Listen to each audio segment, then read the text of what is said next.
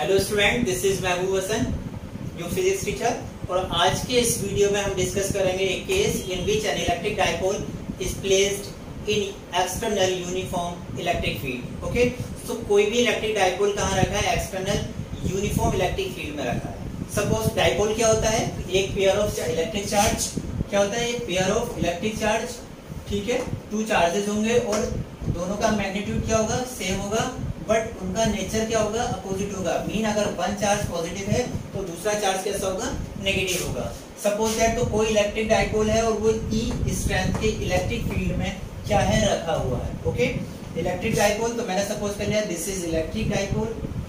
Okay, this is electric dipole, ये positive charge हो गया और this is negative charge. Okay, electric dipole है, distance between two charges is 2a मैंने suppose किया। ओके, सो क्या है? कोई इलेक्ट्रिक डाइपोल है, यूनिफॉर्म इलेक्ट्रिक फील्ड में रखा हुआ है। एक बात ध्यान रखेंगे, यूनिफॉर्म इलेक्ट्रिक फील्ड मीन जो इलेक्ट्रिक फील्ड है वो यूनिफॉर्म होगा। अगर उसको स्ट्रेट लाइन से रिप्रेजेंट करें देन ये जो लाइंस होंगी शुड बी पैरेलल। कैसे होने चाहिए? ये पैरेलल लाइन से रिप्रेजेंट किया जाएगा कहीं पर भी अगर यूनिफॉर्म इलेक्ट्रिक फील्ड को हम रिप्रेजेंट कर रहे हैं। ओके, तो कोई भी इलेक्ट्रिक फील्ड में मेरा इलेक्ट्रिक डाइपोल रखा हुआ है।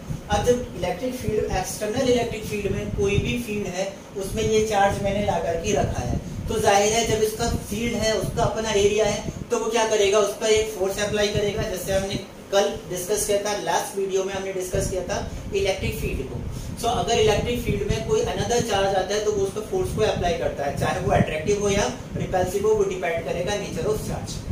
तो सिमिलर केस यहाँ पर होगा। ये पॉजिटिव चार्ज पे सेम डायरेक्शन में फोर्स अप्लाई होगा और नेगेटिव चार्ज पे अपोजिट डायरेक्शन में फोर्स अप्लाई होगा। ओके, दोनों क्या है? सेम अमाउंट के फोर्स चार्जेस हैं, दोनों का चार्ज कैसा है? सेम है, तो जो फोर्स अप्लाई हो रहा है उसका भी मैग्नीट्यूड क्या होगा? सेम होगा। ओके, कितना फोर्स अप्लाई होगा? तो we know that E is equal to क्या था? Electric field strength E is equal to हमने बताया था force per unit charge. Force per unit charge is called electric field strength. So force कितना apply हो रहा है? F पर यूनिट चार्ज है तो Q से डिवाइड कर देते हैं तो हमको क्या मिल जाएगा? Force per unit charge is called electric field. So कितना फोर्स अप्लाई होगा? E इलेक्ट्रिक फील्ड है और Q चार्ज हमने रखा हुआ है, तो F इज इक्वल टू क्या हो जाएगा? Q into E। Q into E, इतना फोर्स इस पर क्या हो रहा होगा? अप्लाई हो रहा होगा। Force given by equation first, act हो रहा है काय पर? पॉजिटिव चार्ज पे in the direction of electric field और नेगेटिव चार्ज पे in the opposite direction of electric field. अब बच्चों टू फोर्सेस है हमारे पास, क्या है? टू फोर्सेस है। एक फोर्स क्या है? इस डायरेक्शन में है और दूसरा उसके अपोजिट डायरेक्शन में, और दोनों का line of action, the line of action क्या है? सेम नहीं है। दोनों का अगर टू फोर्सेस किसी भी बॉडी पर अप्लाई हो रहे हैं और उनका लाइन ऑफ एक्शन सेम नहीं है, जैसे सपोज करो एक फोर्स मेरा ये रहा, ये और दूसरे एंड पे फोर्स मेरा, तो मैं इन दोनों फोर्स पे क्या लगा रहा हूँ? फोर्स लगा रहा हूँ। तो ये भी इस लाइन के अलोंग अप्लाई कर रहा है और दोनों सेम लाइन के अलोंग अप्लाई कर रहे हैं, तो इसमें कोई भी डिस्प्लेसमेंट, कोई भी मूवमेंट नहीं होगा। बट अगर मैं टू फोर्स लगाऊं, इसको मैं अपनी डायरेक्शन में खींचूं और इसको इस डायरेक्शन में पुश करूं, तो ये क्या हो जाएगा? रोटेट हो जाएगा। मीन कहीं पर भी अगर टू फोर्स का कपल अप्लाई हो रहा है and line of action force are not same, then a tendency of rotation is create, that is called torque. Mean इसमें क्या हो जाएगा? एक रोटेशन क्रिएट हो जाएगा और इसी को हम क्या बोलते हैं? टॉर्क। उसी को हम क्या कहते हैं? टॉर्क कहते हैं। सो जाहिर है कोई भी बॉडी है, इस पर ऐसे करके मैंने डाइपोल रखा था इलेक्ट्रिक फील्ड में, सो इस एंड को मैं इस डायरेक्शन में पुश करूं और इसको इस डायरेक्शन में पुश करूं, तो क्या होगा? ये टेंस हो जाएगा, टेंडेंसी क्रिएट हो जाएगी, रोटेट हो जाएगा और वो अलाइन हो जाएगा in the direction of electric field के अलोंग डायरेक्शन में क्या हो जाएगा? अलाइन हो जाएगा। Is it clear? तो यहाँ पर एक टॉर्क क्रिएट हो जाएगा। ओके, सो जो टॉर्क क्रिएट होगा उसको हमने कैलकुलेट करना है कि वो टॉर्क का मैग्नीट्यूड क्या होगा, उसको हम कैसे कैलकुलेट करेंगे। So we know that torque is equal to क्या होता है? टॉर्क को टॉ से डिनोट करते हैं एंड टॉर्क क्या होता है? Force and perpendicular distance between forces. Perpendicular distance between forces, तो यहाँ पर हमारे फोर्स क्या है? एक फोर्स ये रहा, अनदर फोर्स, दोनों सेम अमाउंट के फोर्स होंगे तभी टॉर्क क्रिएट हो रहा है, ठीक है। और दोनों का जो परपेंडिकुलर डिस्टेंस है उसको कैलकुलेट करने के लिए मैं एक परपेंडिकुलर लाइन ड्रॉ कर लेता हूँ। ओके, परपेंडिकुलर लाइन ड्रॉ कर लिया तो परपेंडिकुलर डिस्टेंस क्या हो जाएगा? ये डिस्टेंस एंड दिस डिस्टेंस। इसको पॉइंट का मान लेते हैं, दैट इज Q1 है, और इसको Q2 सपोज कर लेते हैं, तो इस पॉइंट को A मान लेते हैं।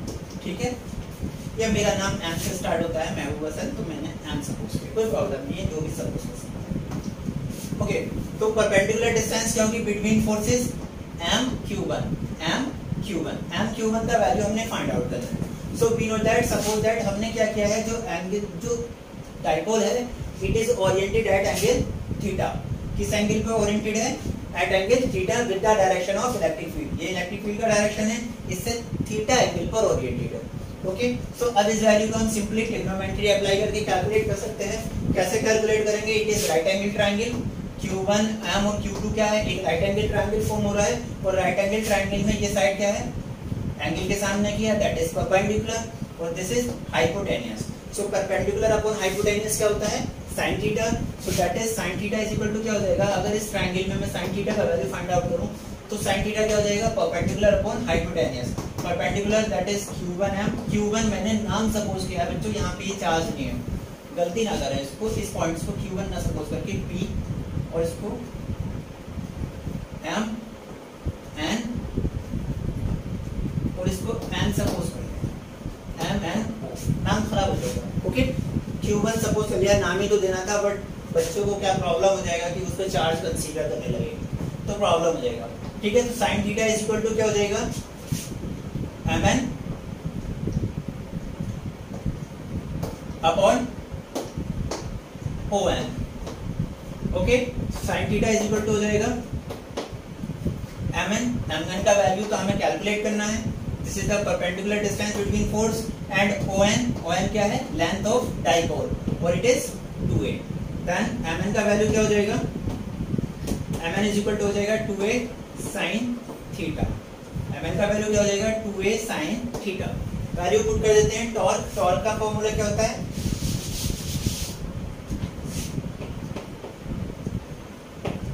टॉर्क को टॉ से डिनोट करते हैं, टॉ का फॉर्मूला होता है force into perpendicular distance between force, torque into force into perpendicular distance between forces.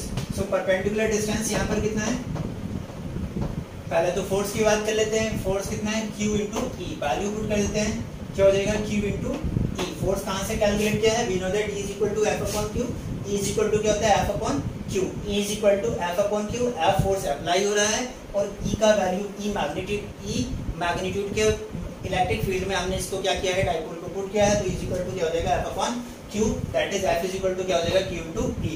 And perpendicular distance क्या है यहाँ पर, 2a sin theta, value put कर देते हैं, क्या हो जाएगा, 2a sin थीटा, और we may write as 2aq e sin theta.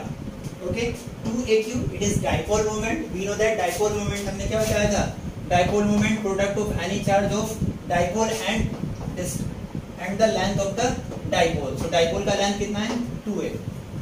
कैसे डिफाइन किया था, डाइपोल मोमेंट क्या होता है, product of any charge of dipole and distance between two charges is called dipole moment. So p का value कितना हो जाएगा, 2aq, इट इज p। और हमने बताया था p क्या है, it is a vector quantity and direction of p is negative to positive. e sin theta, ये क्या हो जाएगा, ये हमने क्रॉस प्रोडक्ट को स्टडी किया है क्लास 11th में, फॉर्मूला क्या होता है, a cross E is equal to a p sin theta. तो सिमिलर केस यहाँ पर हो जाएगा, p क्रॉस e को क्या लिख सकता हूँ मैं, p cross e, a b sin theta, p cross e क्या हो जाएगा, a b sin theta. This is the formula for torque. Okay, this is the formula for torque. बच्चों कभी कभी ऑब्जेक्टिव टाइप प्रॉब्लम्स आता है आपके बोर्ड एग्जाम में, तो वहाँ पे tau is equal to e cross p भी लिख देता है। ठीक है, तो E क्रॉस P पॉसिबल ऐसा नहीं होगा, ये नेगेटिव का हो जाएगा। ठीक है, करेक्ट फॉर्मूला ध्यान रखना, P cross E, it is the direction for force. Sorry, यहाँ से आप इसकी डायरेक्शन को फाइंड आउट करेंगे। करेक्ट फॉर्मूला है E is equal to P cross E, torque जो अप्लाई होगा। ओके, एक बात और ध्यान रखेंगे बच्चों, टोटल फोर्स क्या होगा, यहाँ पर जो फोर्स था पॉजिटिव डायरेक्शन में, फॉरवर्ड डायरेक्शन में, या मैं इसको बैकवर्ड डायरेक्शन में कंसीडर कर सकते हैं।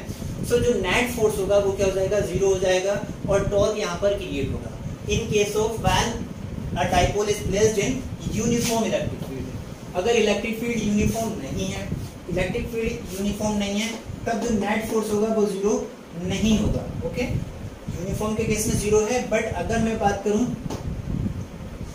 यूनिफॉर्म इलेक्ट्रिक फील्ड में नहीं है, तब क्या होगा, इस पर नेट फोर्स का वैल्यू 0 नहीं होता है, और उस केस में टॉर्क तो क्रिएट होगा बट इस पे फोर्स भी अप्लाई होगा।